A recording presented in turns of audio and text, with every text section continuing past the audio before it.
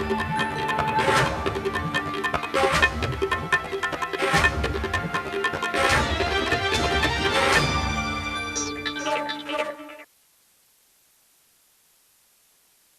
आपका news India में। मैं हूं आपके साथ उमंग मथुर। आपको बता दें कि ब्लड प्रेशर हो या फिर अस्थमा या हो दिल का रोग या फिर सांस से संबंधी बीमारी, तनाव अगर दूर करना हो या फिर इम्यून सिस्टम को और ज्यादा मजबूत करना हो, और दुनिया में हर जगह एक ऐसी दवा इन सब के लिए उपलब्ध है जो इन तमाम बीमारियों से लड़ने का मादा रखती है।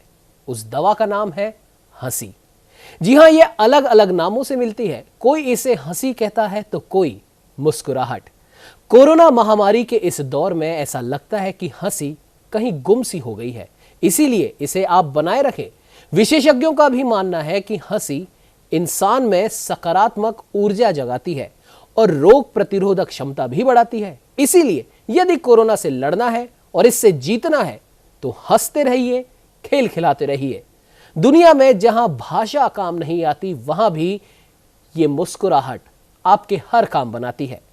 विश्व हास्य दिवस यानी विश्व भर में मई महीने के पहले रविवार को मनाया जाता है। इसका विश्व हास्य दिवस के रूप में प्रथम आयोजन 11 जनवरी 1998 को मुंबई में किया गया था।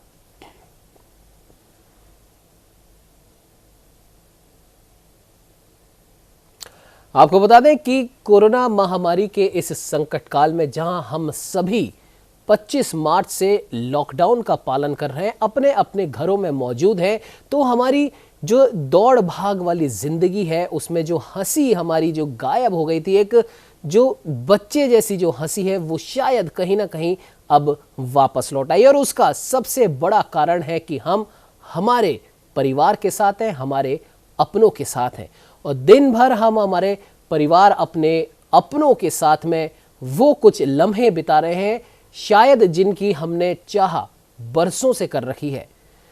अगर आप भी अपने इस जीवन काल में गौर अगर करेंगे तो आपको भी यही लगेगा, हम अपनी इस नौकरी पेशा जिंदगी में या फिर भागम भाग वाली जिंदगी में अक्सर ये दुआ करते थे या ऐसे ही यारों दोस्तों में एक मजाक सा करते थे कि अरे यार 2-3 दिन की अगर छुट्टी मिल जाए तो अपने परिवार के साथ में कुछ लम्हे बिताएं। और शायद लगता है कि यही दुआ सभी लोगों की कबूल हो गई है। हालांकि कुछ लोग इससे परेशान भी हैं, लेकिन इस परेशानी और इस चिंता भरे माहौल में भी एक मासूम सी हंसी आपको दिन भर ऊर्जावान रखने में सक्षम है। आप तो इसी विश्व हास्य दिवस पे हम चर्चा का दौर शुरू करते हैं। हमारे साथ में कवि श्री त्रिलोचन कालरा जुड़ चुके हैं। त्रिलोचन जी, बहुत बहुत स्वागत है न्यूज इंडिया में। नमस्कार जी, शुक्रिया जी। त्रिलोचन जी, जैसा कि आपको भी विदित है कि आज विश्व हास्य दिवस है, और दूसरी एक सबसे महत्वपूर्ण बात यह है कि पूरा विश्व इस समय कोरोना महामारी के संकट काल से गुजर रहा है। कई लोग इस कोरोना संकट में काल के गाल में समा चुके हैं, कई संक्रमित हैं, लेकिन इन सभी भागम भाग वाली जिंदगी में कोरोना से लड़ते जूझते जो हमारे लोग हैं, जो अपने अपने घरों में मौजूद हैं, उनको इस विश्व हास्य दिवस पर आप एक कविता के रूप में क्या कुछ कहना चाहेंगे? सर नमस्कार, मेरा नाम त्रिलोचन कालरा है, लखनऊ से हूँ। मेरे शक्ल पे मत जाइए, मैं बिल्कुल देसी आदमी हूँ, और मैंने इसमें लोगों के दर्द को महसूस किया, खास तौर पे ये बंद रहना घरों में, कर्फ्यू, कोरोना, डिस्टेंस पे। तो मेरी कविता है जो आपको मैं पेश कर रहा हूँ, इसको मैंने लिखा है। इतने दिन में सीख गए हम हाथ कैसे धोना है, और चाइना का हम का कही जो भेजी थी यहाँ कोरोना है। लॉकडाउन में घर बैठ के कबलक देखी टीवी और कबलक पढ़ी अखबार, घर के कैद में राहत महरिया से खत्म भवा है प्यार। घर में बंद रहब अब बन गए है मजबूरी, बढ़ाए पड़े है हम सबका अब शारीरिक दूरी। बाहर जो जाई तो जनता कर्फ्यू टूरी, पुलिस जो मिल गए तो देही टूरी। आत्मविश्वास के होगा लाश हम कहाँ दिलाई हम कर्फ्यू पास। आरू दारू दिन मुंह जात है सूख, बिन सिगरेट सुपारी मसाला जीव जात है दुख। छुप के इनका ढूंढे बाजारे जाओ तो पुलिस से अपन गेही चुड़ाओ। हाथ जोड़ के हम कहन पुलिस से अब भैया तुम ही हो आस। पुलिस दिखावे लठ कहे न आवो हमरे पास, हमरी भी है मजबूरी मानो सरकार की दरखास्त। और नहीं जो मानो यू लठ दरी अब ज्यादा ठास, चुप्पे आपन रास्ता नापो करो न ज्यादा बकवास। अब भैया सब्जी महंगी, राशन महंगा, खर्चा उठाए ठाड़ है लहंगा, अब मुंह पर कपड़ा बांध के टहरी, खुद करी सफाई नहीं आवत घर मेहरी, जहां जाओ वह हाथ धुआवे और घड़ी घड़ी हाथ में कीटनाशक लगवावे, वह कीटनाशक सैनिटाइजर सूंघ सूंघ के काम चलाए रहे और दारू के चुल भैया आइस मिटाए रहे। अरे जे हमारी सरकार से श्रीमान जब खुलवायो राशन दवा के दुकान वैसने खुलवा दो तो सोबरत के दुकान श्रीमान, घर में बंद हम सामने मेहरारू, बिन दारू सब रोना है, चाइना का हम का कही जो भेजी सिया कोरोना है, और पान सुपारी वालन के मुंह में चुन्ना काट रहे हैं, 40 पुड़िया खाए वाले और त्याग पुड़िया 4 दिन चलाए रहे हैं। हाँ भैया, ब्रांडेड सिगरेट वालन के हाल ना पूछो, 207 बीड़ी पर उतर आए हैं, 10 रुपए वाली बीड़ी 30 रुपए में लाए हैं और 50 वाली रद्दी सिगरेट 120 में लाए हैं, आधी पियत है भोरे और आधी संझा का सुलगाए हैं। दूर होइए सब दोस्त यार, काल लगाई तो फोन खासत है, बिन मटन मुर्गा बियर दारू हमार जीव हाफत है, भाइयों बहनों कह कह के कर्फ्यू बढ़ावत जात है, जानो अब खुलिए कब कर्फ्यू, अब तो तरस के रहना है, और चाइना का हम का बताई भैया जो भेजी सिया कोरोना है। समझो भैया, आज हाथ दिवस है, ये कविता हमारे सुनो, और ना हंसना बीमारी है, हंसते रहो स्वस्थ रहो और लॉकडाउन का पालन करो, ये हमारा दर्द है जो हम सबसे सुने हैं। तो ये थी हमारी कविता।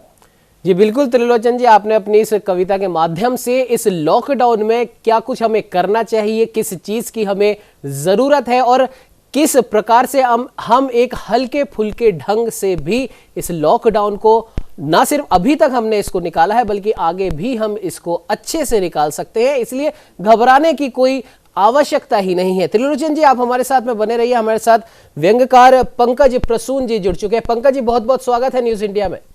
जी नमस्कार सारे दर्शकों को और आपको भी। जी पंकज जी, जिस प्रकार से आज विश्व हास्य दिवस है, दुनिया कोरोना रूपी महामारी से जूझ रही है और ऐसे मुश्किल दौर में जब हमारे कोरोना वीर हमारा साथ दे रहे हैं, सरकार के साथ मिलकर हमारे और कोरोना रूपी इस संकट के बीच में एक मजबूत दीवार बनकर खड़े हैं, ऐसे में पाकिस्तान भी अपनी नापाक हरकतों से बाज नहीं आ रहा है। आज सुबह ही एक आतंकवादी हमला हुआ है जिसका जवाब हमारे जवानों ने बखूबी दिया है। इनमें से हमारे कुछ देश के जवान शहीद भी हुए, उसका भी दुख है हमें। और इस दुख और संकट भरे काल में आप अपनी कविता के माध्यम से क्या कुछ संदेश देना चाहेंगे? बिल्कुल, मैं कहना चाहता हूं कि देखिए, हमारे जो डॉक्टर हैं उधर खाकी वर्दी जो है वो हमारी रक्षा कर रही है सरहद पर, और इधर सफेद वर्दी में एप्रन पहने डॉक्टर हमारी रक्षा कर रहे हैं इस कोरोना रूपी महामारी से। आतंकवाद भी उतनी बड़ी महामारी है, कोरोना भी उतनी बड़ी महामारी, लेकिन आतंकवाद और कोरोना में एक फर्क है कि आतंकवाद सरहद के आसपास सीमित रहता है, लेकिन कोरोना हमारे घर के अंदर दस्तक दे रहा है। जी, तो आज उन दोनों जो हमारे वॉरियर्स हैं जो सरहद पे लड़ रहे हैं और जो हॉस्पिटल में लड़ रहे हैं कोरोना के खिलाफ, उनको बिल्कुल आज उनको जितना भी सम्मान दिया जाए उतना कम है। सारी जनता को चाहिए कि हम उनको सम्मान दें अपनी अपनी तरह से। तमाम सारी फोटोएं तस्वीरें हम मीडिया के माध्यम से देख रहे हैं कि डॉक्टर जा रहे हैं, लोग उन पर फूलों की वर्षा कर रहे हैं, कोई सफाई कर्मचारी जा रहा है उस पर लोग फूल छिड़क रहे हैं। तो और पंकज जी, एक अच्छी बात एक आज सुबह भी हुई है, हमारी देश की सेना के तीनों अंगों ने अपने एक सम्मिलित प्रयास में हमारे जितने भी कोरोना वॉरियर्स हैं उन सब पे आकाश से फूल बरसाए हैं। बड़ी अच्छी बात है जब एक वॉरियर का सम्मान कर रहा है। इससे बढ़िया देश में सुखद संयोग और क्या होगा, इससे बेहतरीन लोकतंत्र क्या होगा कि एक लड़ने वाला ही लड़ने वालों का सम्मान कर रहा है। जी, और बिल्कुल जी पंकज जी, इस पूरे घटनाक्रम पे कोरोना से जूझते हुए जो हमारे वॉरियर्स हैं, हमारी देश की जनता है, लॉकडाउन का पालन कर रही है, इन सभी जो घटनाक्रमों पे अगर नजर डालें तो इस पर क्या कुछ पंक्तियां आपको याद आती हैं? बिल्कुल, मुझे लगता है कि पूरे वर्ल्ड में एक बात हो रही है, अमेरिका में भी हो रहा है, स्पेन में भी हो रहा है, इटली में भी हो रहा है कि कोरोना की कोई दवा नहीं है। बस कोरोना की एक ही दवा है कि आप अपनी इम्यूनिटी को मजबूत करिए बस। और इसके अलावा अभी कोरोना की कोई ऐसी मेडिसिन नहीं है। आप जो है क्वारंटीन रहिए अपने घर में और इम्यूनिटी मजबूत करिए। जब इम्यूनिटी मजबूत करने की बात आती है तो तमाम सारे साइंटिफिक जर्नल्स के माध्यम से, तमाम आर्टिकल के माध्यम से ये सिद्ध हो चुका है कि जो लोग लगातार हंसते रहते हैं, जीवन में प्रसन्न रहते हैं, खुश रहते हैं, उनकी इम्यूनिटी बहुत अच्छी रहती है, क्योंकि खुश रहने से बीपी भी नहीं होता है, शुगर भी नहीं होता है। तो लाफिंग इज बेस्ट मेडिसिन। अगर हम कोरोना से लड़ना चाहते हैं तो सबसे पहले हम खुश रहें। अगर हम खुश रहेंगे तो निश्चित रूप से हमारे सारे श्वसन तंत्र हमारा अच्छा रहेगा। जब हम हंसते हैं, आप देखिए पार्क में लोग हंसने का व्यायाम करते हैं, आपको सुबह सुबह दिखते हैं। तो क्यों ऐसा? क्योंकि हमारे फेफड़े मजबूत होते हैं, हम खूब हंसते हैं तो लंग्स के ऊपर ही ये वायरस अटैक करता है। इसका जो अटैकिंग साइट है वो हमारे फेफड़े हैं। तो आप खुल के हंसिए, दुरुस्त रहिए। और मैं आपको सुनाना चाहता हूँ कि अगर सोचिए आज के दौर में अगर मिर्जा गालिब होते जी और कोरोना फैला होता तो मिर्जा गालिब की शायरी कैसे बदल जाती, सुनिएगा जी। कि उनका मशहूर शेर है कि हजारों ख्वाहिशें ऐसी कि हर ख्वाहिश पे दम निकले। वो क्या कहते आज कि हजारों मास्क की ख्वाहिश की हर ख्वाहिश पे दम निकले, करूं जो क्लीन हाथों को तो साबुन हद से कम निकले। सुना कि जब कोरोना तेरे मोहल्ले में है आया, बहुत बेआबरू होकर तेरे कूचे से हम निकले। हमारे लखनऊ के बड़े मशहूर शायर हुए हैं मजाज लखनवी साहब जी। उनकी बड़ी मशहूर शायरी है, लेकिन वो आज क्या लिखते कि तुझे आती है खांसी। देखिए प्रेम बड़ा प्रभावित हो रहा है जी इस लॉकडाउन के दौर में जी। ना सारे पार्क बंद है, सारे रेस्टोरेंट बंद है जी। सुनिएगा कि तुझे आती है खांसी, ये बता देती तो अच्छा था, मेरा तू आइसोलेशन करा देती तो अच्छा था। तेरे माथे पे ये आंचल बहुत ही खूब है, लेकिन इसे कटवा के घर तू मास्क बनवाती तो अच्छा था। और आपको सुनाना चाहता हूं कि एक और सुनिए कि मुनव्वर राना साहब क्या कहते जी। नए कमरों में सैनिटाइजर पुराने कौन रखता है, बिना अब ग्लव्स पहने फ्रिज में पानी कौन रखता है। हम ही एक मास्क मुद्दत से हैं पहने अब तलक, वरना सलीके से कोरोना की निशानी कौन रखता है। अच्छा, हमारे बड़े मशहूर कवि हैं, युवाओं के बड़े चहेते, डॉक्टर कुमार विश्वास जी, है ना। उनका बड़ा मशहूर है, कोई दीवाना कहता है कोई पागल समझता है। वो लिखते तो क्या लिखते सुनिएगा कि कोई पाना समझता है कोई खोना समझता है, बचा रहता है वो जो हाथ का धोना समझता है। और तुम मुझसे दूर कैसी है, मैं तुझसे दूर कैसा हूँ, इसे हम दोनों से बेहतर ये कोरोना समझता है। तो दूरियों का महत्व इस वक्त कितना जरूरी है, दूरियां कितनी ज्यादा जरूरी है, इस वक्त हमें पता चल रहा है। नजदीकियों का अपना महत्व है, दूरियों का अपना महत्व है। कोरोना के माध्यम से दूरियों का महत्व पता चल रहा है। मैं आपके दर्शकों से कहना चाहता हूं, इसको बड़ा सकारात्मक लीजिए। लॉकडाउन से बिल्कुल ना घबराइए, इस सुनहरे मौके का फायदा उठाइए। आशिक बंधु अपना पैसा बचाएं, घर बैठे गर्लफ्रेंड को व्हाट्सएप पर ही पिज्जा और नूडल खिलाएं। जी। शादीशुदा लोगों से अनुरोध है, वर्क फ्रॉम होम के बजाय वर्क ऑफ होम करें। 8 घंटे खाना बर्तन चौका से फुर्सत मिल जाए तो बच्चों के गुब्बारों में हवा भी भरें। जो बेरोजगार हैं उनके जीवन में तो बहार ही बहार है। अब पिताजी ये नहीं कह पाएंगे कि दिन भर घर में पड़ा रहता है, कुछ करता क्यों नहीं। मेरा कहना है एकदम सही, मेरी जिंदगी में तो केवल झाड़ू चौका है, लेकिन पत्नियां पति से दुश्मनी निकालना चाहती हैं तो उनके लिए बड़ा सुनहरा मौका है। पति को खाने का सामान लाने बाहर भेजिए, 2-4 लट खा के आएगा, आपका वर्षों पुराना गुस्सा शांत हो जाएगा। लॉकडाउन में भी मस्त रहना है, मेरा तो इतना ही कहना है। बाहर पुलिस का डंडा, घर में बीबी की जुबान, चाइना वालों तुमको माफ नहीं करेगा हिंदुस्तान।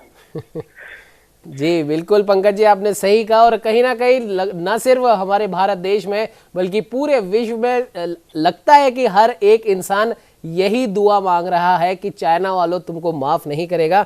हमारे साथ त्रिलोचन जी लगातार बने हुए। त्रिलोचन जी, जिस प्रकार से एक हंसी खुशी का एक हल्का एक माहौल है, लेकिन चिंता की बात यह है कि हमारा देश अभी भी कोरोना से जूझ रहा है। अभी भी कहीं ना कहीं से संक्रमितों की संख्या का आंकड़ा बढ़ता हुआ सा नजर आ रहा है। लोग काल के गाल में समाते जा रहे हैं। तो वहीं न सिर्फ हम हमारे देश के अंदर इस कोरोना रूपी महामारी से जूझ रहे हैं, बल्कि देश के बॉर्डर पर हमारे सैनिक दुश्मनों से जूझ रहे हैं जो हमारी सीमा पर लगातार हमले कर रहे हैं। तो ऐसी एक सिचुएशन में जो आम आदमी है, हालांकि वो ना सीमा पर है, ना वो डॉक्टर और पुलिस वालों की तरह वो फील्ड में इससे जूझ रहा है, बल्कि वो अपने घर में, लेकिन फिर भी आम आदमी को भी चिंता होती है। और आज चूंकि विश्व हास्य दिवस है, हास्य दिवस पे कहा जाता है कि आप हंसते रहिए, खिलखिलाते रहिए, मुस्कुराते रहिए, ताकि आपके जीवन के जो संकट के जो पल हैं, जो चिंताएं की जो लकीरें हैं माथों पर, वो थोड़ी सी कम हो जाए। तो इन सबको देखते हुए क्या कुछ आपको याद आता है?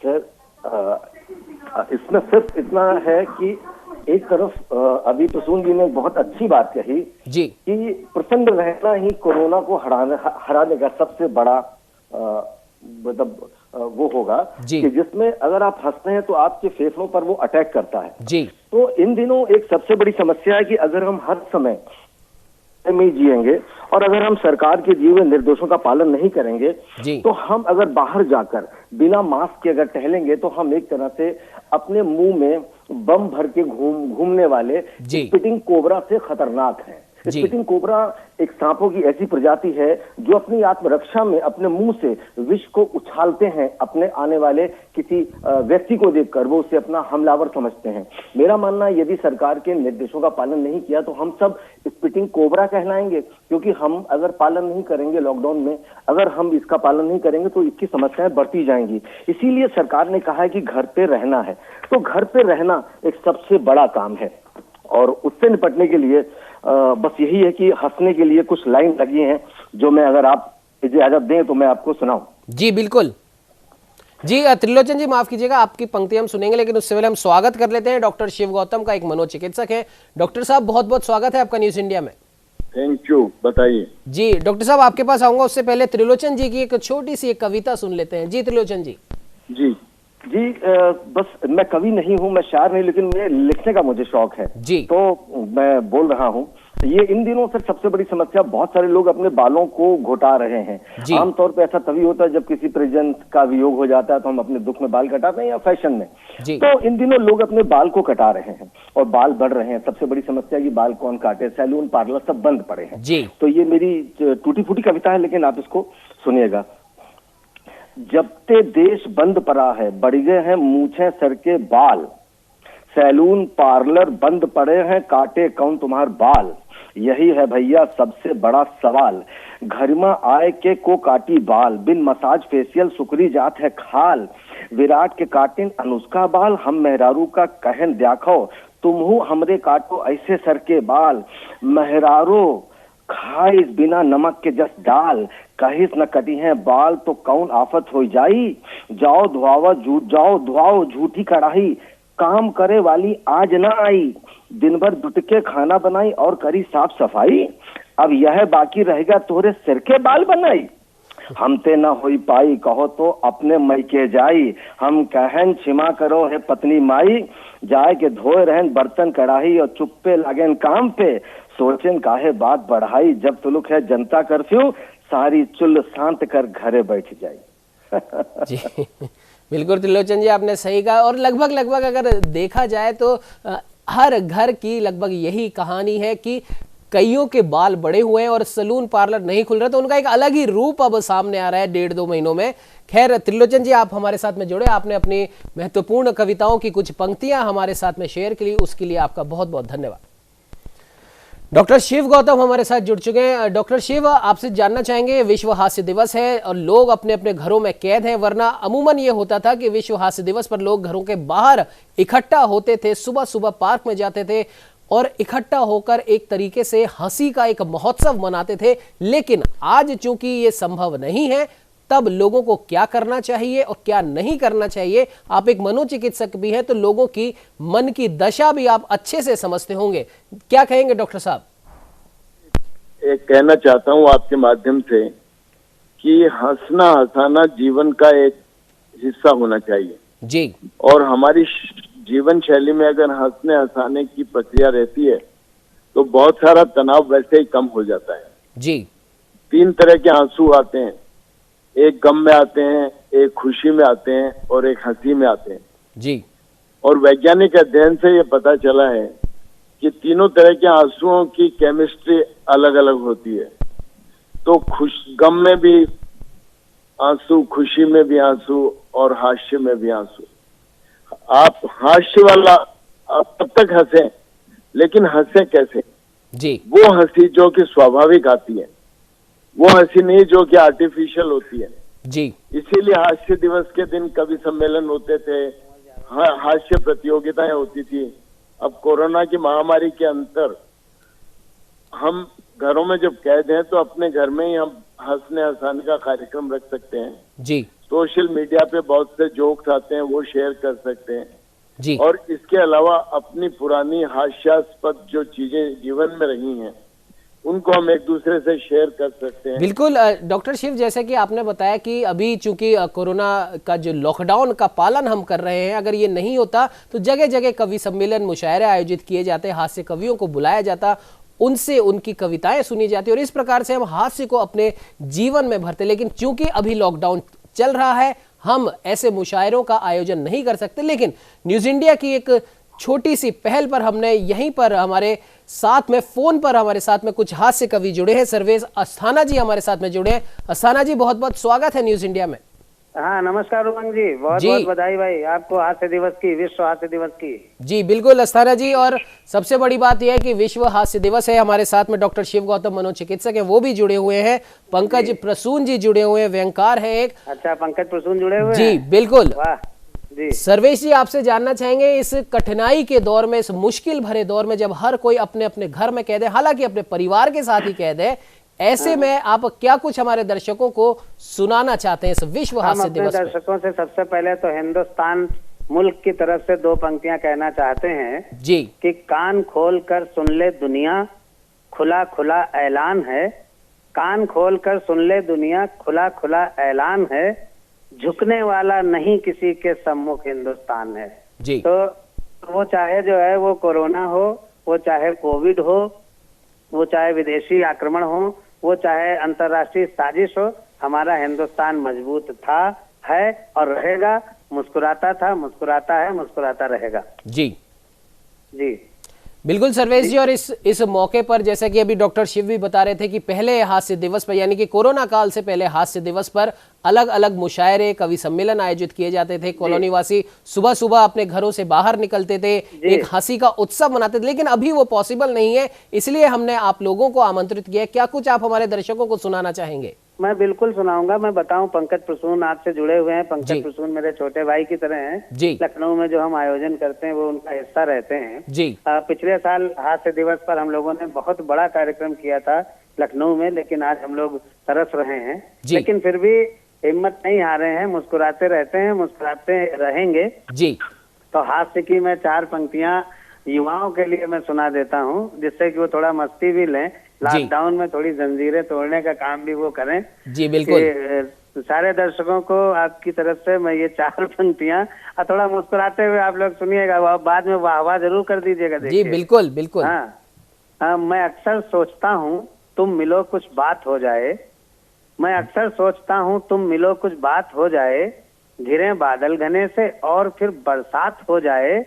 मैं तुमको साथ लेकर कार से जब घूमने निकलूं, कि पंचर हो सभी टायर, वहीं पर रात हो जाए। तो हेलो जी बिल्कुल सर्वेश जी सुन रहे, और ऐसा लगता है कि आपकी जो दूसरी लाइन थी कि मैं जब घर से बाहर निकलूं और बरसात हो जाए, और ऐसा लगता है कि आपके बोलने से पहले ही भगवान ने शायद आपकी ये दोनों लाइनें आपकी सुन ली है। और आपको बता दें, राजस्थान जयपुर से हम बात कर रहे हैं स्टूडियो से, और यहाँ पर घनघोर वर्षा हो रही है। आए क्या कहना है, वाह बिल्कुल। वाह वाह वाह वाह। तो देखिए, कवि की वाणी हमेशा सत्य होती बिल्कुल है।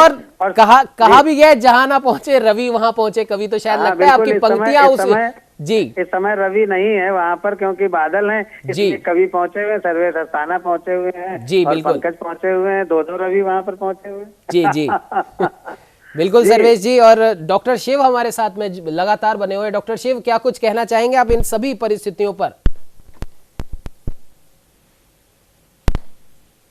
जी डॉक्टर, लगता है किसी तकनीकी खामी की वजह से उन तक हमारी आवाज नहीं जा पा रही है।